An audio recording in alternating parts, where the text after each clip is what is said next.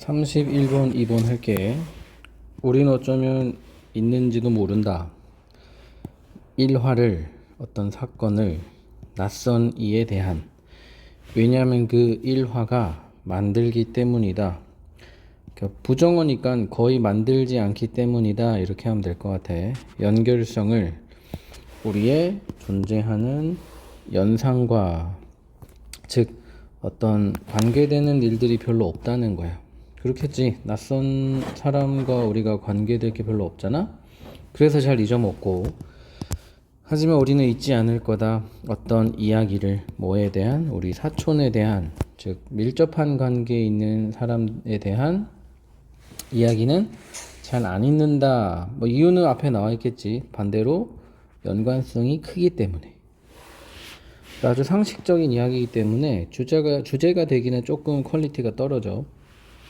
이따 하나의 복잡한 네트워크가 더 크고 더 빠른 접근하기에 다른 어떤 것들보다, 그건 바로 나 자신이다. 나 자신이 가장 밀접한 관계에 있는 사람이기 때문에 뭔 말이겠어. 나 자신에 대한 거는 잊을 수가 없다. 뭐 이런 맥락이 되겠지. 우리는 생각해왔다 우리 자신에 대해서 우리의 전 인생 동안 사실 연결어 이따 여러 해들이 주니어 하이 동안에 고등학교 정도 하면 되겠지? 이때는 언제냐? 우리가 할 수 없었던, 생각할 수 없었던 그닥 많이 누구에 대해서, 다른 사람들에 대해서, 심지어 어떤 특정 기간은 나만 생각하는 경우도 있을 정도로 우리는 나 자신과는 매우 밀접한 관계를 맺고 있다. 그래서 만약 어떤 정보가 have something to do with는 외워야 돼. 뭐뭐와 관련이 있다라는 표현이야. 우리와 관련이 있다면 그 정보는 훨씬 더 쉽게 철저하게 처리될 것이다. 가공이라고 하면 뭔가 조작 같으니까는 소화 정도가 의역하면 좋을 것 같아. 소화가 될 것이다.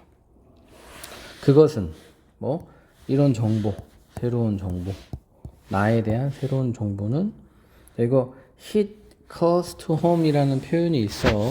남일 같지 않다라는 그 의역이 되는데, 직역하면 집을 가까이 때린다야. 다른 어떤 집보다 집을 가까이 때린다.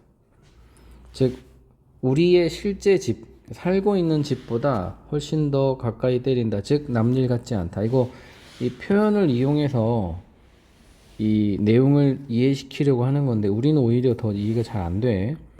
우리는 취할 수 있다 휴가를, 우리 집으로부터 떨어져서. 하지만 우리 자신으로부터는 휴가를 취할 수 없다. 별 얘기 아니야. 그냥 우리는 한 번도 우리와 떨어진 적이 없다를 지금 여러 번 다른 표현으로 하고 있는 거야.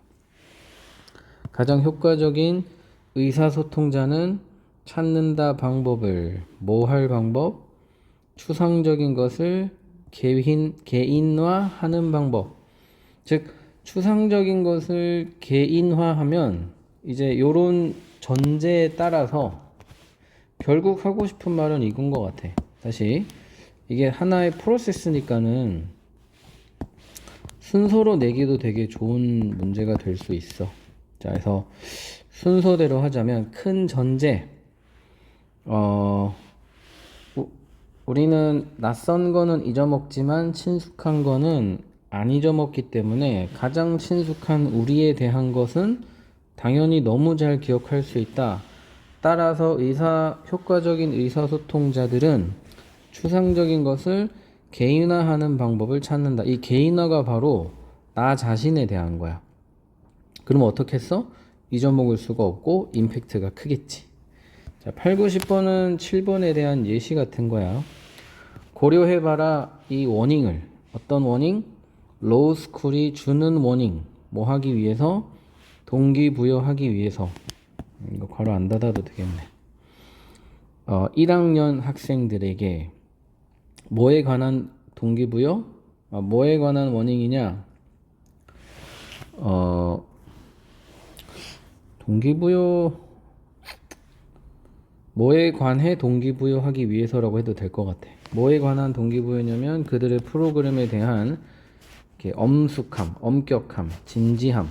니네 우리 수업 잘 들어야 돼 라는 말을 경고하는데 이런 표현을 쓰는 거야. 듣는 것. 1학년의 dropout rate이 dropout 퇴학?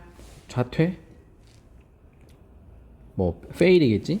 fail 하는 비율이 33%야 라고 듣는 것은 추상적인 전략이다. 통계 자료다. 미안. statistics 통계 자료다. 봐라 너의 왼쪽을, 봐라 너의 오른쪽을. 이 3명 중에 1명, 널 포함한 3명 중에 1명이 얘가 됐든 1명을 너는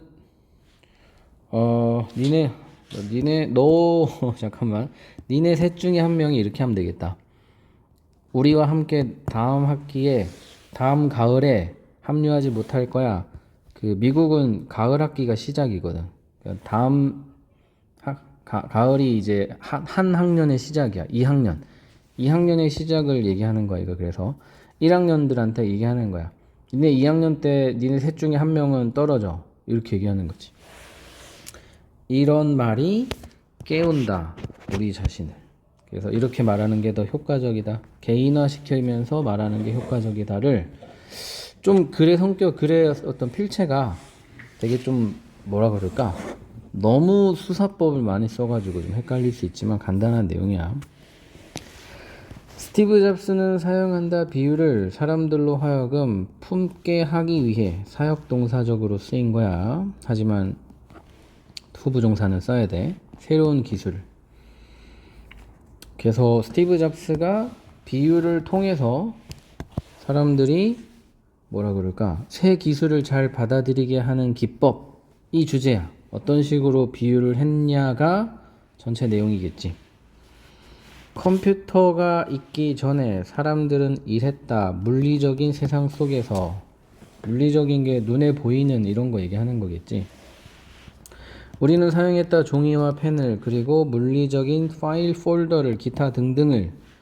우리도 지금도 그렇잖아. 파일에다가 쌤이 자료 같은 거 넣어주잖아. 그지?